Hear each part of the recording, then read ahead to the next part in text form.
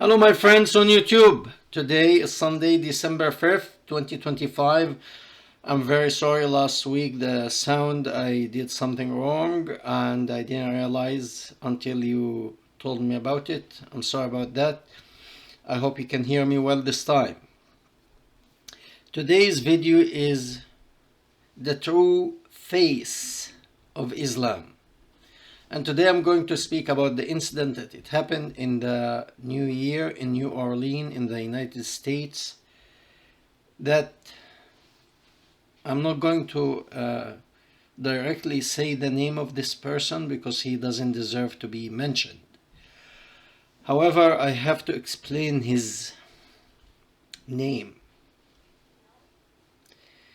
And I'm going to make some comparison. Keep focused because at the end we will put these things together.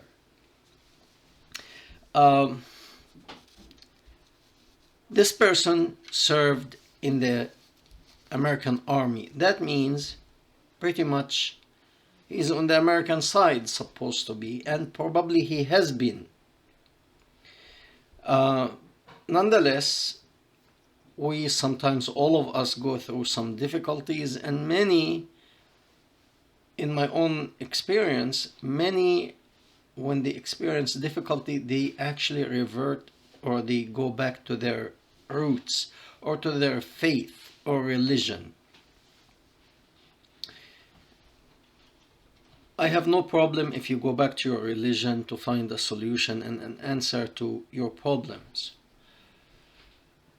However, not all religions are created equal. Okay, some better than others. So let's start with the name of this individual. The word Shams, it means sun. Deen means religion.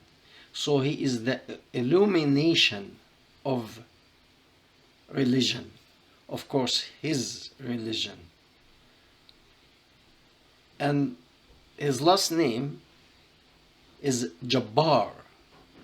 Jabbar is actually one of the names of God.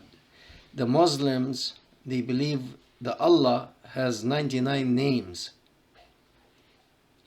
One of them, Jabbar. Jabbar means a characteristic that he can do a lot of damage. God, suppose he's Jabbar. He has ultimate power that he can inflict so much damage.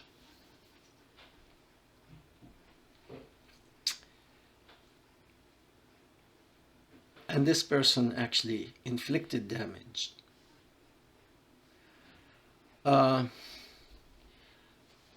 There are many people who have mental health crises and they do crazy stuff, like the person who did the explosion in Las Vegas in front of the Trump Tower. Nonetheless, this person, he suffered brain injury and he was depressed, and he didn't want actually to, he was depressed. He didn't want to kill civilians. Whatever his motivation was, he was mentally ill. But we can say almost 2 billion people in the world are all mentally ill. Could it be? I don't know. It's just hard to believe that. So if you practice this belief to kill people merely because you think they're infidel or because they are not of your faith, as your founder declared to you and to humanity, you are definitely mentally ill. The thing is, this is an average person. The person who did who had done that situation in New Orleans is either mentally ill or programmed by the Allah or his boy. The thing is, today I found, as I was trying to find out things on the internet to read about this, what's happening, I remember that Obama in 2014 gave a speech when ISIL, it's the offshoot of ISIS, controlled a big swath in Iraq and Syria, and they killed many people. They raped many women, specifically from the Yazidi women. And recently, when the Israeli were hitting Gaza, they found a young lady from the Yazidi women who was taken, a young girl like 15 years old, 14, 15 years old. And she was taken captive and she was sold to people in Gaza. And she was used as sex slave in Gaza until the Israeli found her and they sent her back to her family.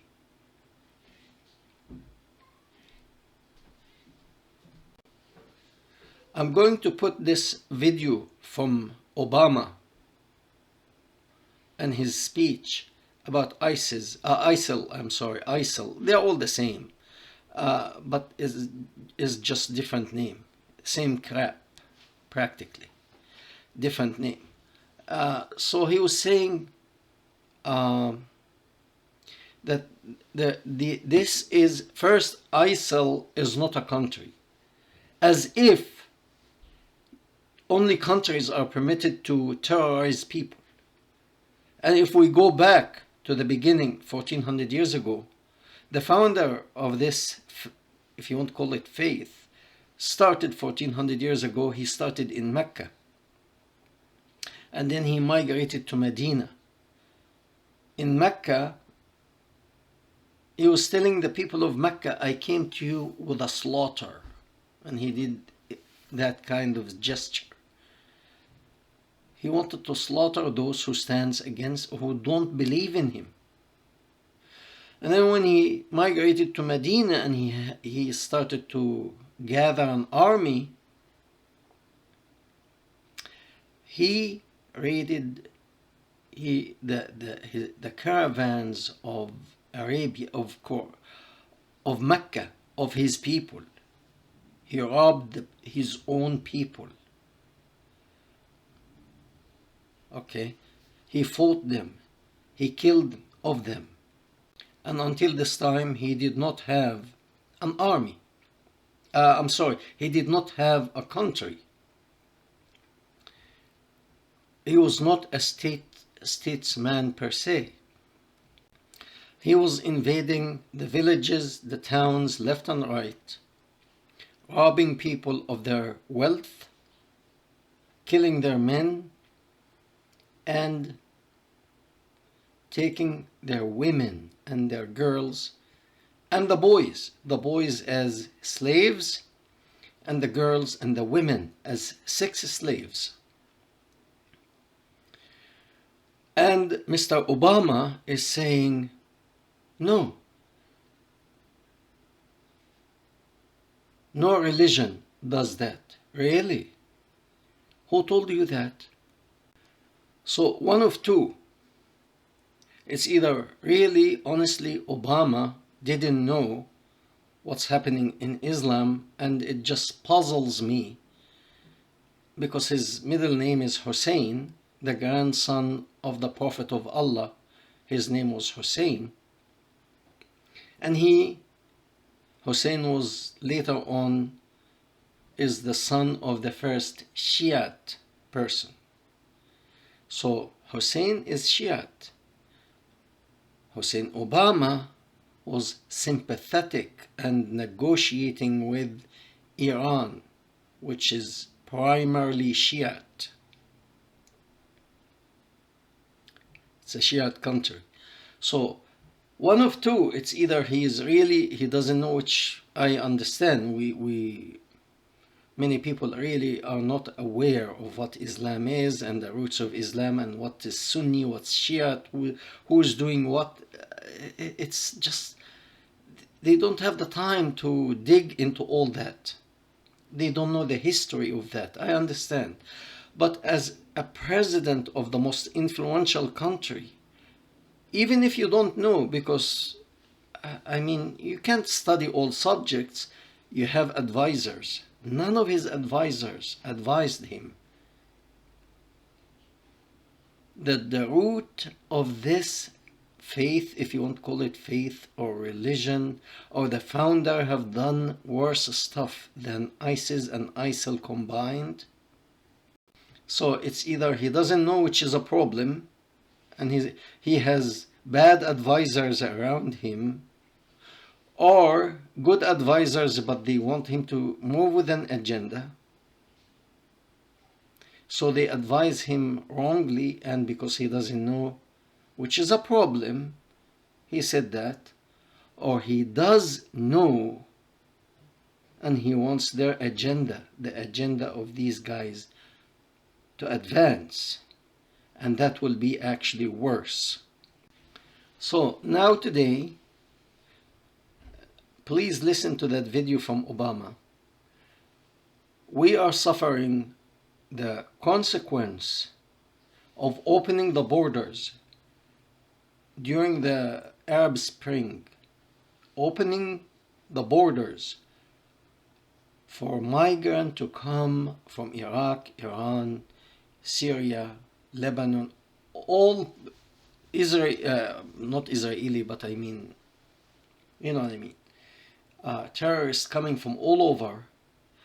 They are not all terrorists, I must admit, but there are sleeper cells are together with these people. You didn't vet all these people at the border. They were coming by the hundreds of thousands to Europe. And the successor of Obama was Biden. The moment he took over, he followed with the same agenda. He opened the borders of the United States to flood the country.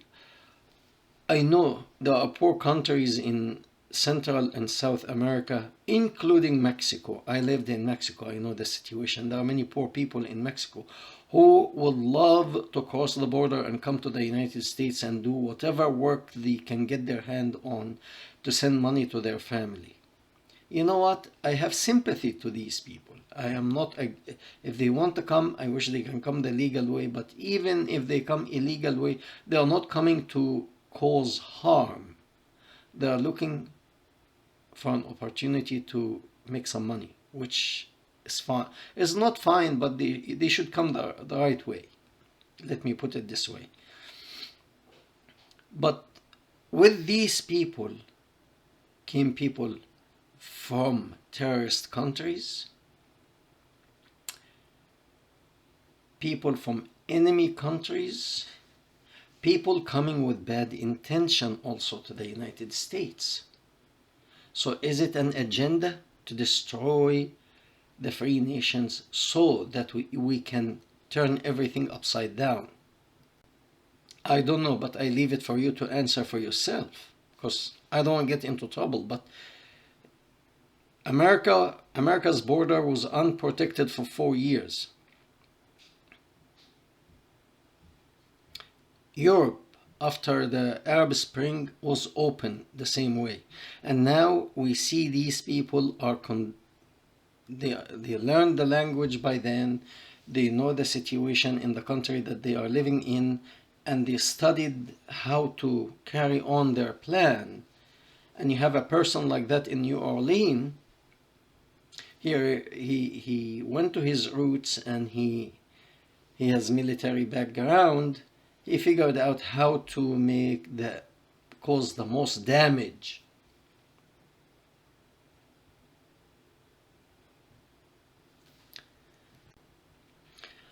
As I looked at this person, to me, I may be wrong, but One of two. It's either his face, to me, he looks like either from Pakistan or Bangladesh. But he could also, because Pakistan and Bangladesh are primarily Muslim countries, and his face looks like that.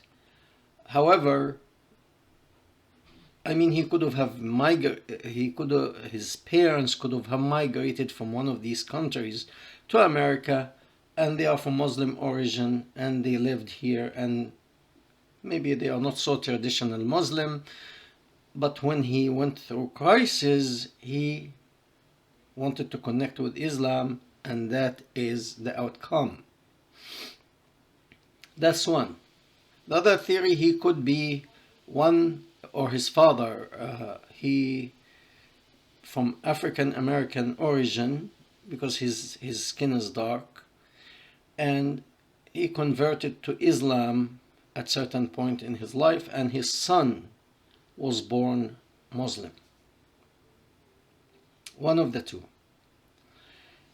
Now, you don't have to get also people from other countries to carry out terrorist activity in America or in Europe. Through the internet now, you can radicalize so many people, which it's very unfortunate. And you see, the West has laws, and we have constitution and we have laws, and we have, according to the constitution, we have freedom of speech. The problem, I don't want to call it problem really, because as a human being, free human being, you're supposed to express your opinion. You are allowed to speak. That's a given right. It's not a privilege. To speak and to express your opinion, it's not a privilege, it's a right. And these people are using this right against the West, against the free nations. And it's very hard, because if you prevent freedom of speech, then the terrorists have succeeded. So what to do here? You can't stop people from expressing their opinion, because you are practically shutting people up, and then you have people who are paying money from the oil money to push their agenda on everyone else. And if you disagree with them, you will be killed. So in conclusion here, we have this person doing this terrorist activity in New Orleans, and you have the top leader in the United States saying Islam is not a religion of terrorism, and these people don't represent Islam. And many Muslim leaders, they speak of the two sides of their mouth. To the West and to the people of the West, they say Islam is a religion of peace, whereas when they speak in private to their followers, they tell them, go and kill as many of the infidel as you could. There are many Quranic verses, I can put it in the description box, command, direct order, the faithful to go and fight the infidel with the intention of their lives. Okay? It's not just, you see, if you are to spread faith, you don't need force. You don't need the sword. You don't need a truck to plow through people who don't cause you any harm. These people, they did not attack you. These people, they are celebrating the new year. Nonetheless, when you are radicalized, you see everyone This according to the teaching. You see everyone as the enemy of Allah, and if he is the enemy of Allah, ought to be okay. So that even if this person, when he was in the United States Army, he was a military guy, probably he didn't know much about this ideology. And he didn't have to travel to Egypt, to Qatar, to Iran to study this ideology. Everything now is open on the internet for everyone to learn. And when you have twisted head, you choose to destroy lives. And according to Allah, now he is in heaven and he has 72 beautiful, transparent virgin girls.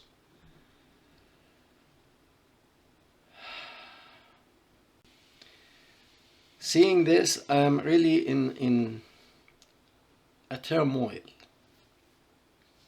because I believe in freedom, and with freedom comes a responsibility, but also comes the face of danger, because you have to deal with people like this.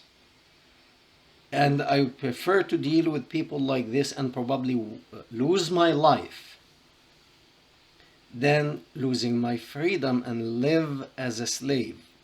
I did not leave this crazy faith or religion or ideology, whatever you want to call it, and leave my people and the people that the culture that you grew up with. In a way, you become a stranger for a long time until you can adapt. To have that thing coming pushed on me here again, it's a dilemma, and I wish you can share with me if you have any solution or suggestion, because freedom is precious and we should not sacrifice it so that these idiots can take, even if they take advantage once every while, it's worth it to keep it. Thank you very much, and we hope to hear from you.